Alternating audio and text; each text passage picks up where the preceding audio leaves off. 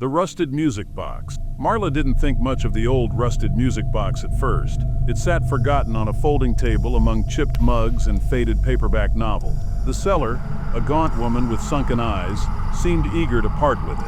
$5, she said, her voice brittle, but no returns. Marla brought it home to her daughter Evie, who loved music boxes, but the melody that drifted from the box wasn't sweet or whimsical. It was discordant, like a child's attempt at a tune. Evie, however, adored it. She wound it up every night before bed, letting its eerie chimes fill the room. Then the whispers started. Marla would hear faint murmurs from Evie's room at night, words too muffled to decipher. When she checked, Evie was always asleep, the music box sitting open on the nightstand. But it wasn't until Evie began speaking to someone, or something unseen, that Marla grew truly afraid. "Who are you talking to, sweetie?" Marla asked her. Evie looked up, her eyes glassy. "The little girl in the box. She says she's cold." By the end of the week, Evie's laughter had turned into sobbing, and she refused to sleep without the music box playing. Desperate, Marla tried to throw it away, but it always reappeared on Evie's nightstand, the melody more warped each time. One night she woke to find Evie standing at her bedside, the music box cradled in her arms. "She wants me to stay with her," Evie whispered, "forever." The next morning, Evie was gone. The only thing left in her bed was the music box, its tune playing perfectly now, sweet and whole. The velvet painting. At the back of a sprawling yard sale, nestled between cracked picture frames and tarnished silverware, was a velvet painting of a black cat. Its green eyes seemed to glow unnaturally, following Nathan's every move. The seller, an old man with a hunched back, grinned toothlessly when Nathan picked it up. "That's a special one," the man said, "but it'll cost you." Nathan paid $20 and brought the painting home. He thought it would be kitschy fun for his living room, but once it was on the wall, things began to happen.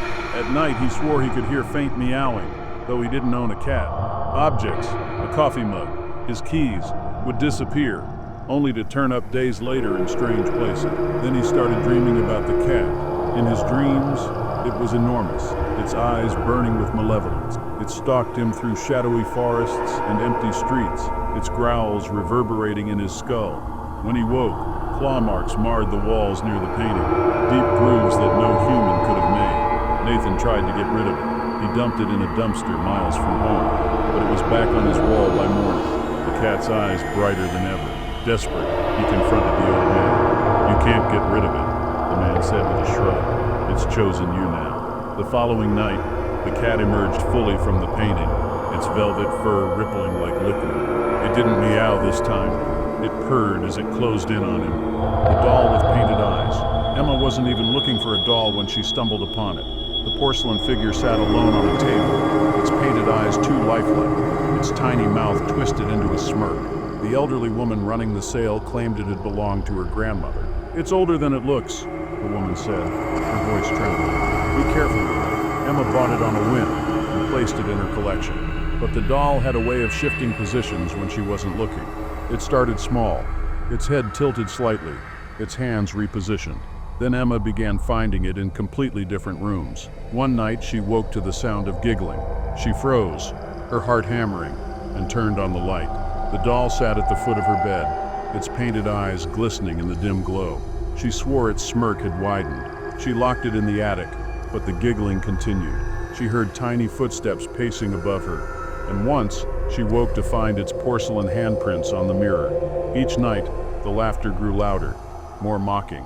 Finally, Emma smashed the doll with a hammer, scattering shards of porcelain across her garage floor. But the next day, it was back on its shelf, whole and pristine, its smirk now a full grin. The antique mirror. Riley's new apartment needed decorating, and the antique mirror she found at a yard sale was perfect. Its ornate silver frame was tarnished but beautiful, and the glass had a faintly rippled quality that spoke of its age. "It belonged to my great-grandmother," the seller said. "She used to say it showed her things others couldn't see." Riley laughed it off and hung the mirror in her bedroom. At first, it was just a mirror, but soon she started noticing odd reflections. In its depths, shadows moved when nothing in the room did. Once she thought she saw a face staring back at her, a pale, gaunt figure with hollow eyes.